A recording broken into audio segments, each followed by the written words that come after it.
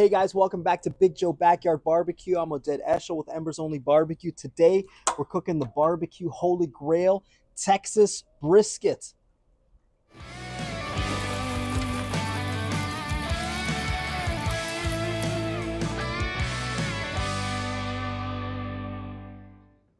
So here we've got a beautiful full Wagyu Packer brisket. We've got our point here that sits on top of the flat.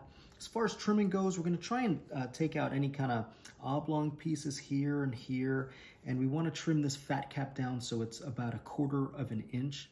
One tip when you're working with a large cutting board is to wet some paper towels and then put your cutting board on top of that, and that'll keep it nice and stable, keep you from slipping. And then as far as taking the fat cap down, you want to use a really sharp fillet knife and take your time.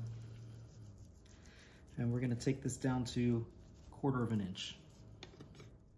We've gotten everything trimmed up. If you had any oxidized pieces that didn't look right, definitely trim those off as well.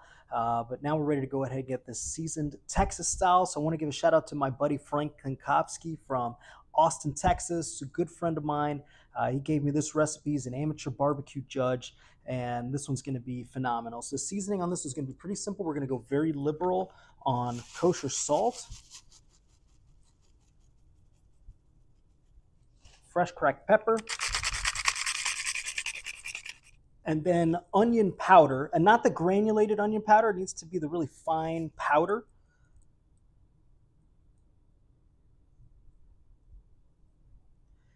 And we're going to season both sides just like this. Then we're going to wrap it in saran wrap. It's going in the fridge overnight just to let all the flavors incorporate.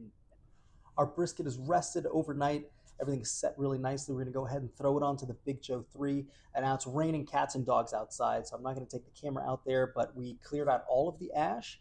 We threw in 3 chunks of oak wood for smoke, and then we're going to run this at 250 degrees with a full water pan. We want to make sure that water pan is full the entire time that we cook this to prevent this from drying out. And we're going to be shooting for about a 195 internal temperature when this meter probe in the thickest part of the meat hits 195.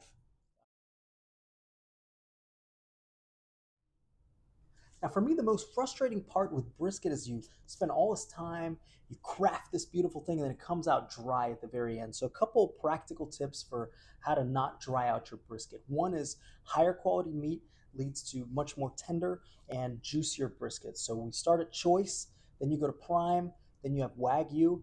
For me, I think you should always go prime or better. This is a beautiful Wagyu brisket from Lone Mountain Wagyu. And I think that all that intramuscular fat, as it renders down at 250 degrees, low and slow, keeps everything really well lubricated in there. Second, large pieces of beef, like the beef short ribs that we showed you earlier, they can dry out. So we want to make sure that we have a water pan, or you can fill it with beer. And the general rule of thumb is 2 beers for the brisket, 1 beer for you. So just be prepared with a designated driver if you're going to hit it pretty hard. And then lower temps. If you're going to run this at over 275 degrees, 300 degrees, that can dry it out. So we like to be at a lower 250 degree. And for me, I'll go overnight on this just to make sure that everything has plenty of time to be ready for dinner the next day. And then we're going to wrap this in butcher paper once the bark has set around 170, 180, but that's going to be a sight thing, and that's going to really help retain a lot of the moisture. If we left this completely unwrapped, that could dry out the brisket some as well. So those are some practical tips for making sure your brisket doesn't dry out. It's a beautiful morning here. The brisket's been going overnight. Ended up smoking it closer to 225. I found that the Wagyu ones tend to cook a little bit quicker. So we've just hit an internal temperature of 175, and the bark is looking really nice. So I'm going to go ahead and get this off the heat. We're going to wrap this in butcher paper, put it back on, get the probes back in, and we're going to take this to about 195 in the deepest part of the point. Now to wrap this, we're going fat side down, and one piece here, over,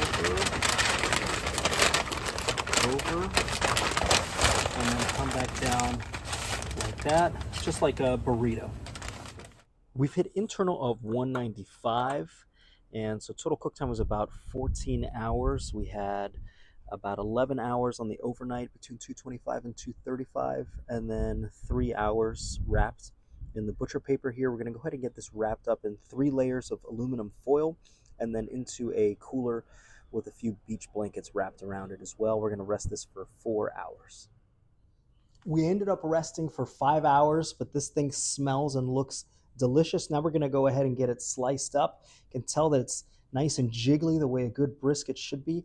And we want to be slicing this against the grain. So if you want to find the grain on your flat, you can find it by flipping it upside down. And here you can see the muscle fibers are running in this direction. So we're going to want to slice it like that.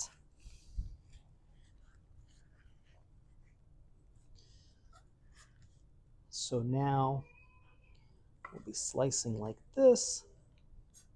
And we see a really nice smoke ring all the way around. It's nice and juicy. We're going to go all the way up to the point, turn it 90 degrees, and get more slices that way.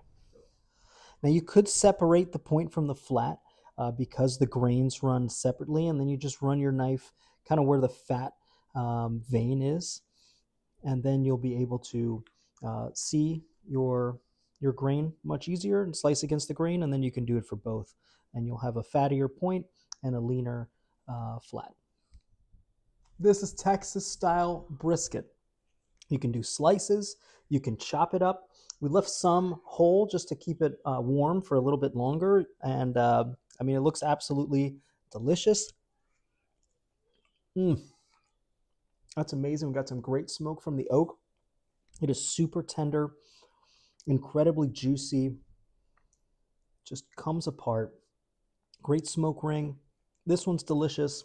I hope you enjoyed that. If you got any great brisket tips, drop them in the comments. Thank you for watching.